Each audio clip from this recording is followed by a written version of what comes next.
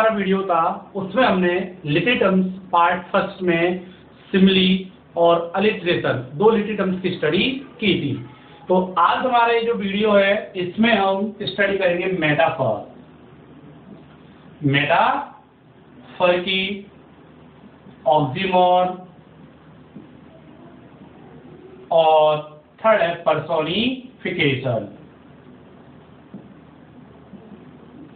इन तीन related terms की इस वीडियो में स्टडी करेंगे। तो सबसे पहले हम स्टार्ट करते हैं मेटाफर। तो मेटाफर का मीन्स क्या होता है?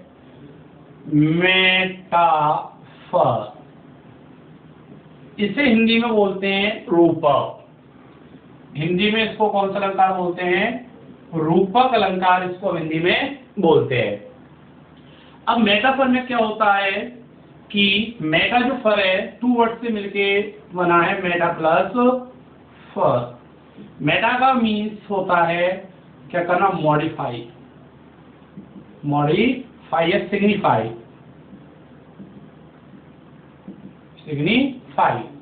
और फर का मीन्स है थिंक, सोचना या फिर क्या करना? इमेजिन। तो इसका जो लिटरेरी मीनिंग हुआ वो हुआ टू थिंक, और मॉडिफाई, किसको मॉडिफाई करना? नाउन या फिर किसको? एडजेक्टिव को। तो ये तो लिटरेरी मीनिंग है। इसकी डेफिनेशन की बात करते हैं हम कि रूपक होता क्या है। तो देखो, मेटाफर में कंपैरिजन होगा।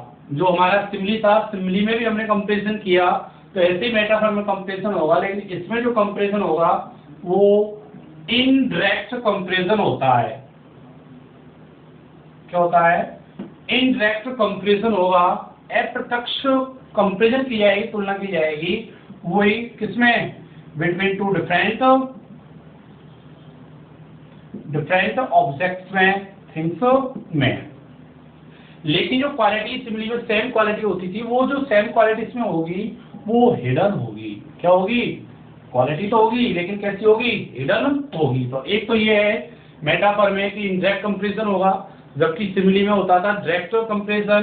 ठीक, सिमिली में हम यूज करते थे लाइक और एज का, इसमें विदाउट क्या? लाइक और एज। मतलब इसमें यूज नहीं होगा, किसका यूज नहीं होगा? लाइक और एज का। तो ये हमारी डेफिनेशन तैयार हो गई मेटाफर की। कि क्या होगा मेटाफर की डेफिनेशन? कि there is a comparison, there is a indirect comparison. Comparison कौन सा? Indirect. There is a indirect comparison between two different things without using like और एज इज कॉल्ड मेटाफर। तो ये मेटाफर की डेफिनेशन होगी।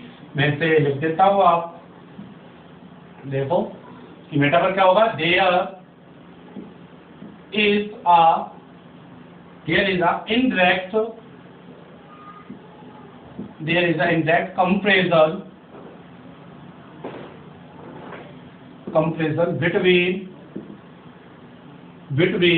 two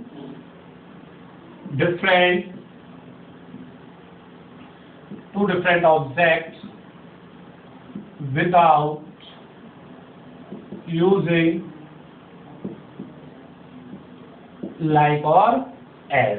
ये होगी हमारी मेटाफर कि इनडायरेक्ट कंपैरिजन होगा। किसमें होगा indirect comparison? Two different objects में विदाउट यूजिंग लाइक और एज। अब हम एग्जांपल देखते हैं इसके। जैसे एग्जांपल है मोनू इज अ लॉयन।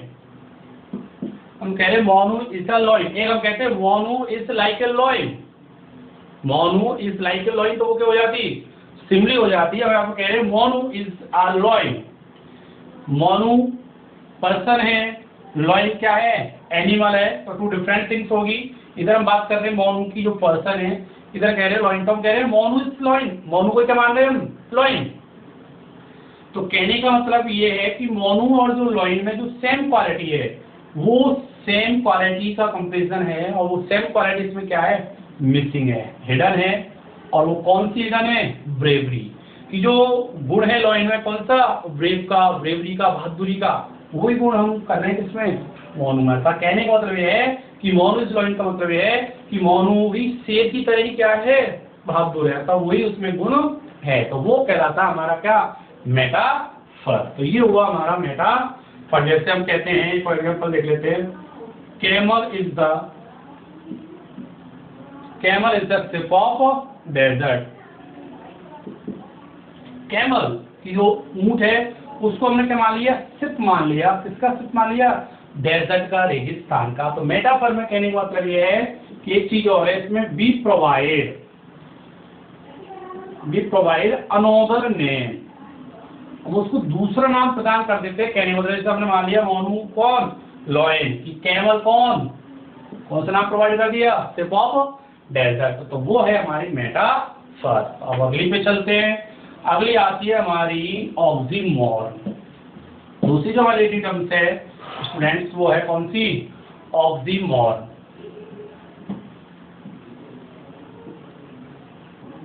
ऑक्सीमोर इसको बोलते हैं हिंदी में विरोधाभास, कंट्रास्ट भी इसे हम कह सकते हैं। ऑक्सीमोर में क्या होगा, ऑक्सीमोर में आपको बताऊं, एसोसिएशन टू वर्ड्स, ठीक, एसोसिएशन होगा किसका, टू वर्ड्स का, फ्रेजेस का,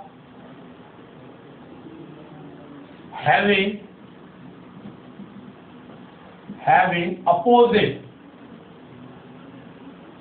opposite meaning.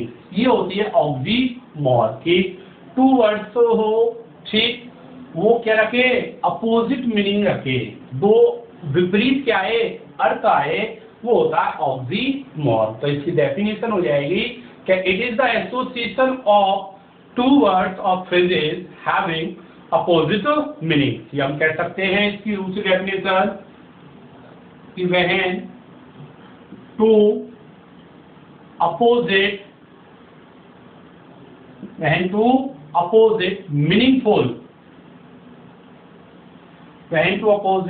Meaningful words or phrases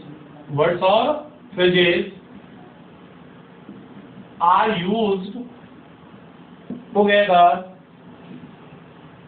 in a sentence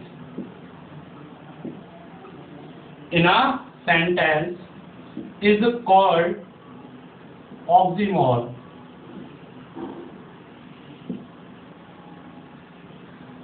ठीक, ये इसकी डेफिनेशन है कि when two opposite meaningful words, की जब दो अपोजिट, विपरीत, एक दूसरे के क्या हो, विपरीत हो, वो मीनिंगफुल सार्थक क्या वर्ड्स या फिर फ्रेजेस यूज्ड हो टुगेदर, साथ साथ यूज हो, एक साथ दोनों अपोजिट मीनिंगफुल वर्ड आए इस सेंटेंस में, वो हमारी क्या कहलाती है, ऑक्सीमोरन कहलाती है। जैसे एग्जांपल हम लेते हैं इसका, एग्जांपल हम कहते हैं लाइफ इज अ बिटर क्या, स्वीट। अब टू अपोजिट वर्ड आ गए, एक तो हम कह रहे हैं कि जो हमारा लाइफ है वो कैसा है, स्वीट है, लेकिन पहले स्वीट नहीं, कैसा स्वीट है, बिटर स्वीट है, तो दोनों एक दूसरे के क्या है, अपोजिट मीनिंगफुल वर्ड्स है, तो वो हमारी ऑक्सीमोरन कहलाती है। जैसे हम कह दे कि Monica is a wise fool, wise भी कह रहे हैं, हम क्या कह रहे हैं, फूल भी कह रहे हैं कि जो मोनिका वो क्या है, वाइज फूल है, बुद्धिमान मूर्ख है। तो दो अपोजिट मीनिंगफुल वर्ड्स आए, वो कहलाती है हमारी, क्या कहलाती है, ऑक्सीमोरन कहलाती है। जैसे फॉर एग्जांपल लेते हैं हम, this is an open secret. हम कह रहे दिस इज ओपन सीक्रेट, हम कह रहे सीक्रेट है, सीक्रेट क्या था, ओपन, सीक्रेट ओपन थोड़ी होगा, लेकिन ओपन सीक्रेट और दो डिफरेंट क्या है, अपोजिट मीनिंग्स आए, जो यूज हो पर सेंटेंस में साथ साथ में, वो हमारी ऑक्सीमोरन होगी। तो ये हमारी ऑक्सीमोरन। दोबारा देख लो कि when two opposite meaningful words और phrases are used together in a sentence, जैसे life is bitter sweet, Monica is a wise fool और दिस इज ओपन सीक्रेट, इसके कुछ क्या है, एग्जांपल्स हैं। अब थर्ड पे आते हैं हम, पर्सोनिफिकेशन। पर्सोनिफिकेशन क्या होता है, पर्सोनिफिकेशन को हिंदी बोलते हैं मानवीकरण। पर्सोनिफिकेशन मानवीकरण, जिसे हिंदी में बोला जाता है मानवीकरण, व्यक्तिकरण। इसमें क्या होगा कि कोई भी लाइफलेस या नॉन लिविंग जो थिंग होगी, ठीक है, लाइफलेस नॉन लिविंग थिंग या ऑब्जेक्ट, निर्जीव जो वस्तु हो उसको ट्रीटेड, ठीक है, ऐसा व्यवहार किया जाए, या कोई आइडियाज हो, ठीक, क्या किया जाए, ट्रीटेड यानी ऐसा व्यवहार किया जाए एज इफ, जैसे माने कि क्या हो वो लिविंग थिंग या क्या हो पर्सन हो, वो कहलाती है हमारी पर्सोनिफिकेशन। कि किसी भी नॉन लिविंग थिंग को क्या मानना, लिविंग थिंग मानना, वो कहलाती है पर्सोनिफिकेशन। एग्जाम्पल जैसे हम कहते हैं love is blind, love is blind, love का क्या कर लिया हमने, जो आइडिया है, विचार है, लव इज ब्लाइंड की लव क्या है, ब्लाइंड है, अंधा है। हम कहते हैं द विंड्स आर डांसिंग, ठीक, तो विंड्स को क्या कह रहे हैं हम, डांसिंग। तो कहने का मतलब पर्सोनिफिकेशन क्या है कि व्हेन, इसकी डेफिनेशन क्या होगी, when we suppose non living thing as a living thing that is called personification. अर्थात किसी भी निर्जीव चीज को किसके रूप में व्यवहार करना, कैसा मानना, जैसे कि वो क्या हो, सजीव हो या व्यक्ति जैसी हो, वो कहलाती है हमारी पर्सोनिफिकेशन। तो इसकी डेफिनेशन हो जाएगी, क्या डेफिनेशन हो जाएगी कि when we suppose non-living thing as a living thing is called personification। कि किसी भी निर्जीव को क्या मानना, सजीव रूप मानना, वो हमारी पर्सोनिफिकेशन कहलाती है। जैसे कहते हैं वही में हमारी दैट, उसको हमको टाइटल है शुड नोट बी प्राउड, कि मृत्यु को क्या नहीं करना चाहिए, घमंड। अब घमंड को कौन करता है, पर्सन। तो यहाँ पर किसका रूप मान रहे, उसको पर्सोनिफाई कर रहे हैं, तो वो कहलाती है हमारी पर्सोनिफिकेशन। तो ये थी फ्रेंड्स वीडियो। यदि आपको अच्छा लगा हो तो इसे लाइक करें, सब्सक्राइब करें, ताकि हम और नेक्स्ट वीडियो आपके सामने लेकर के आए। थैंक्स।